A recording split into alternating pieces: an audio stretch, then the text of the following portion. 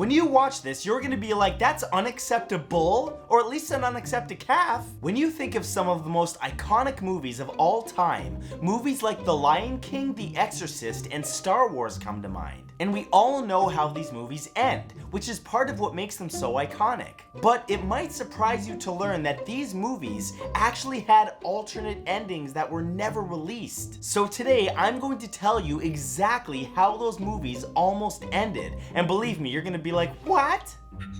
Here are 10 never released alternate endings to famous movies. Number 10 is The Lion King.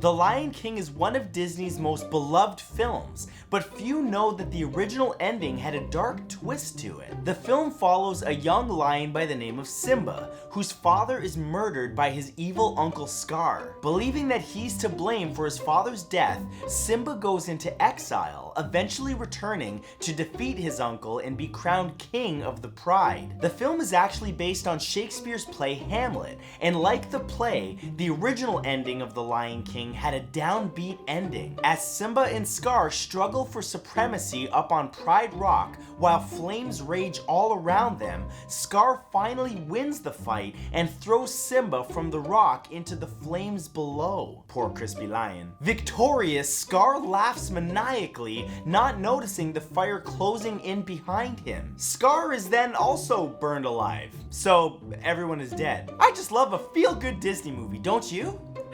Number 9 is The Exorcist 3.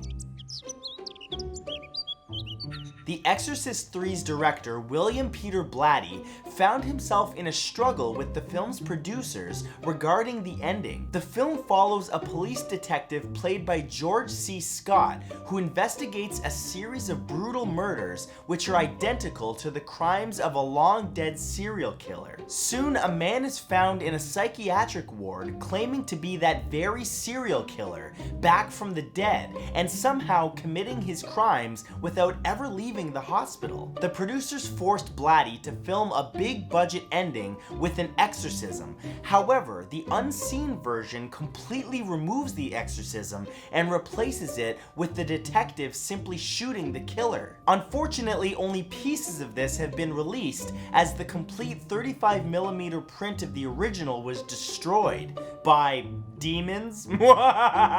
Sorry, you never know. Number 8 is Casablanca. 1942's Casablanca is one of the most famous films ever made, but it could have had a completely different ending. Set in the Moroccan town of Casablanca during the Second World War, the film follows Rick, a nightclub owner, who crosses paths with his ex-girlfriend Ilsa. Ilsa is now with Victor, an important rebel with the Nazis on his tail. Rick must help Victor out of the country to help the war effort. But what makes Casablanca's ending so memorable is that despite Rick and Ilsa being in love, Rick knows Victor's efforts against the Nazis are more important and that he needs Ilsa by his side. So Rick tells Ilsa to be with Victor. In 1987, a version of the film was edited showing Victor leaving on his own and Rick and Ilsa finally getting together. But it hasn't been released to the public because it would make the film predictable. Yeah, no one likes predictability. You didn't see that coming. Number 7 is Dodgeball. Dodgeball was released in 2004 and became a cult favorite, but originally it had a very different ending. The film follows Peter LaFleur, who owns Average Joe's Gymnasium, but is unable to pay the gym's mortgage. It's bought by unscrupulous big-time gym owner White Goodman. To resolve their dispute, the Average Joes go up against White Goodman's Globo Gym team in a dodgeball competition. By the way, side note, raise your hands in the comments if dodgeball was your favorite part of gym in school. Unless you were uncoordinated and chubby like I was, in which case be quiet. In the released ending, the Average Joes are triumphant, but there are 2 alternate endings. In one, Globo Gym wins, and the film ends abruptly with White Goodman celebrating. In another rumored version, Globo Gym wins, but Peter LaFleur had someone bet money on Globo Gym winning, and so the Average Joes are able to buy back their gym and continue being, well, well, average Joes, I guess. Look at that, gambling solves all your issues. No, that's not the message we want to give out. No, if you're young, no gambling. Number 6 is Pretty Woman.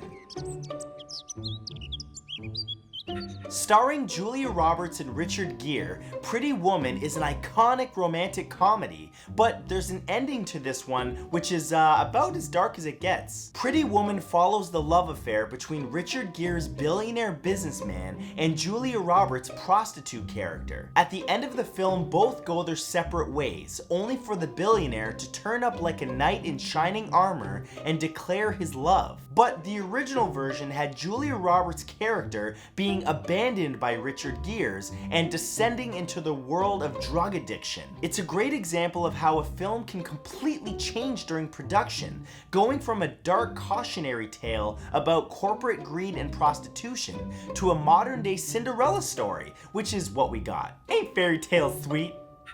Number 5 is Alien. 1979's Alien is widely regarded as a masterpiece. It also led to Aliens, one of the best sequels of all time, not to mention a stream of other sequels and spin-offs. If Alien had been released with its original ending, however, those sequels would have been very, very different. The film follows the mining ship Nostromo as it touches down on a remote planet. When the ship leaves, the crew discovers a horrific creature on board which is 8 foot tall and has acid for blood. In the end, Ripley, played by Sigourney Weaver, takes an escape pod only to find that the alien has followed her. She blows the creature out of the airlock. Ripley then, just awaits rescue. But in the original ending, the alien not only wins, but takes on Ripley's form and heads down to Earth to infect it. Wait, would the alien also get Sigourney Weaver's voice? Because that would just eliminate a lot of the scariness. Would just be like, hi, how are ya? Number 4 is Pretty in Pink. Pretty in Pink is one of John Hughes' classic 80s teen comedies, but the original film had a very different ending which would have changed the entire movie. The film follows Molly Ringwald's teenage character as she attempts to navigate high school cliques as well as falling in love. While she falls for a rich student, her best friend Ducky watches from afar, hoping to tell her that he loves her too. Now, in the released ending, Molly Ringwald's character ends up with the rich student, but the original ending had her best friend Ducky telling her how he feels and her falling for him instead. The only reason the ending was changed was because test audiences didn't believe that Molly Ringwald's character would really go for Ducky. Aw, poor Ducky. Yeah, maybe because his name was Ducky. Awesome 80s haircut though. Number 3 is The Birds. Released in 1963, Alfred Hitchcock's The Birds terrified audiences at that time through mastery of suspense cinema and innovative technology. The original ending, however, was far more action-packed. The Birds is based on a Daphne du Maurier short story about birds turning on humanity and ending civilization by pecking people to death.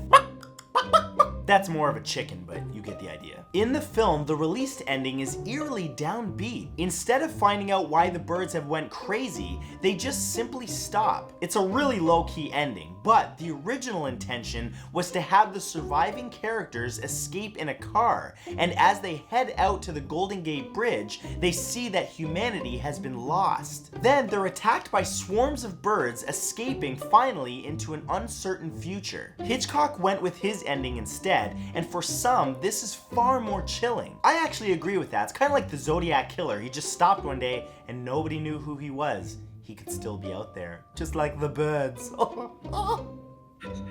Number 2 is 28 Days Later.